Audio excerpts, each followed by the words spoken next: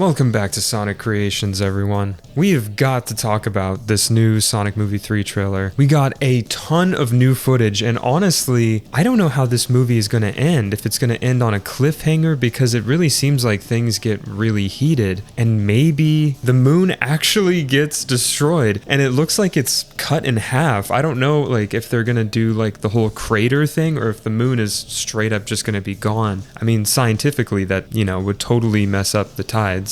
So that really wouldn't make sense for the moon to just be fully gone, but man, it really looks like it's getting messed up by the eclipse cannon in that shot towards the end of the trailer. But the trailer starts out really like with that fun, cute tone that we're used to, but it quickly transitions very rapidly into something else entirely. And I think it's like what the first trailer showed me, that like they know how to balance these two tones really well, and this trailer just shows that even more, that we're getting both. We're getting the really dark, sad, messed up moments in that sort of SA2 plotline, but we're also getting a lot of new and fresh, fun moments with the characters, and I think that is really, really cool. It's a really nice balance, and I think I'm starting to piece together like what the story is and how it's going to be laid out, and it seems like it's going to be a pretty decently long movie. Like there's a lot more story here than we may think there is compared to the previous two films. That's just the vibe I'm getting. I don't know if that's true. I'm starting to get the feeling that we're going to get a new character introduced by the end of the film too, like Silver or Amy. It's just unclear what direction we're going in, like what the next story is going to be for the fourth film, or any spin-off titles like Shadow getting his own movie, for example. We don't really know. So I'm assuming because it's Keanu Reeves, they would definitely give him his own Shadow movie. But anyway, I'm getting really ahead of myself. This trailer is incredible. It's so seamless the way they pulled off Jim Carrey playing two characters that are really the same and have him interact with himself just so seamlessly. I don't know how they did it, but I know movies have done that in the past, but I just think they really did a good job, and it doesn't really seem noticeable. It doesn't take me out of it or anything like that, because that was an initial concern in the back of my mind when I first learned that this was the casting, in that first trailer. So it's good to see that they're handling that really well, and they do feel like very different characters. I remember my fan casting was Danny DeVito, and I really wanted Danny DeVito to be Gerald Robotnik just so we could have Danny DeVito interacting with Shadow the Hedgehog, but it didn't happen, and probably for the best, because it's probably not a good casting now that I'm thinking about it, but because he looks nothing like Jim Carrey, but I don't know. So really, really cool. Love what I'm seeing from this, and they actually did it. They actually gave Shadow a gun. Now, it's not like a standard issue Glock 30 or whatever the hell. It's like, I clearly know nothing about guns.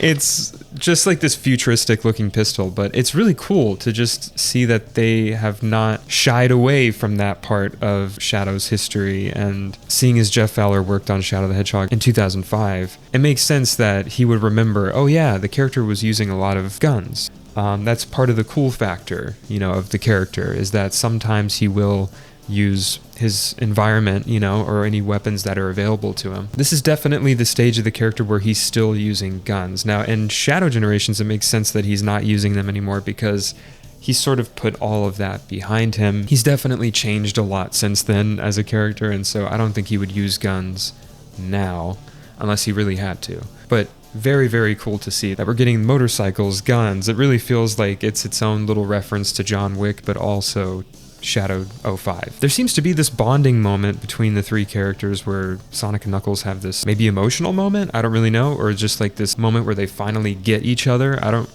really know what that's gonna contain story-wise or character development-wise, but very, very cool to see. I love that. The main trio is gonna be much closer, probably, as friends by the end of this movie. So I think those are all really good things to look forward to, but it really seems like things just get destructive and chaotic towards the end, and there seems to be this final battle. I don't know where it is. It looks like it's on Earth, but I don't know. I have to take another look, but it seems like that's what is going to be at the end of the film, and I'm like, well, they're not going to kill Shadow, right? Like, I don't know. If they do, it won't be permanent, but then that'll be predictable for the fans, who know the original story. So it's kind of like, I think they should just keep him alive personally and do something different. and not follow the source material on that one, because it was sort of a pointless thing to do to begin with, in my opinion, when clearly like he was such a good character and so iconic that they should not have killed him off so early. You know, I'm sure they'll do the right thing at the end of the day. Like, they know what they're doing. They're planning like more movies. There's no way they're going to kill the character in a permanent way. So it still begs the question of what exactly is going to happen at the end of this movie, but this just gave us a massive glimpse at the pure chaos and destruction that we are going to witness, which honestly, I think the budget of this movie, I don't know if it's the budget or just like the story itself, you know, going to outer space and doing all these other crazy cinematic shots, like it just seems like a higher budget film in every way. I think it is by technicality, but also it just looks like the story is just more grandiose and higher stakes. And I think those types of stories just always seem to feel more expensive, I guess, to make because of the situation. And anything involving outer space will instantly get more expensive, I'm assuming. So yeah, overall, like I don't have too much to say because there wasn't exactly like massive reveals story-wise. So I think it's just sort of an extension of the original trailer, which looks great, and this one looks great as well. So I'm very, very excited. I like this, keeping the fun tone of the original two films, but like now we're ramping up the higher stakes action stories that just really push the character development forward a little bit further than the previous two films did, you know, and I think that is a much better direction to go in. And just to take all the best moments that I guess they have the rights to use, because certain stories like Unleashed are off the table, just take, you know, those most iconic stories they have access to and just do their own spin. You know, I think this whole franchise has really benefited from fans and comic writers and all that kind of stuff, just sort of taking the idea and doing their own spin, doing their own thing. And I really value what everyone's take is and what they like about this franchise. I think that really is cool to see. And so hats off, you know, to the whole team who worked on this movie. And I'm so excited. I'm beyond excited. You know, this is one of my favorite storylines, and to see a new adaptation on the silver screen is like the coolest thing. And, you know, I do want to end it off with just saying one more thing about the trailer I forgot to mention, which was the moments with Shadow and Maria look really, really good. And that scene where he seems to be revisiting the Ark, puts his hand over that broken glass, I was just like, man, this is just so good. Like the storyboarding, I don't know where these ideas come from, assuming it's storyboarding, but all these ideas for these little moments that just make the character feel so real and grounded in all this high fantasy chaos, you know, that's going on in the background. Another thing I'm confused about too that I wanted to mention is I don't know what that black hole thing is. I think that's just a new piece of technology, but very terrifying. Seems that they barely got out of that one alive.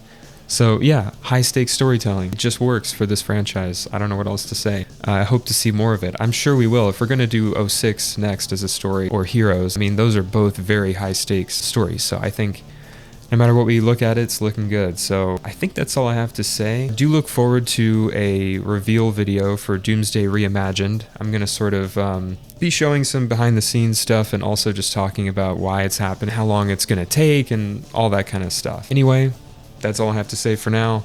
Thank you guys so much for watching. I'll see you in the next video, creators. Peace out.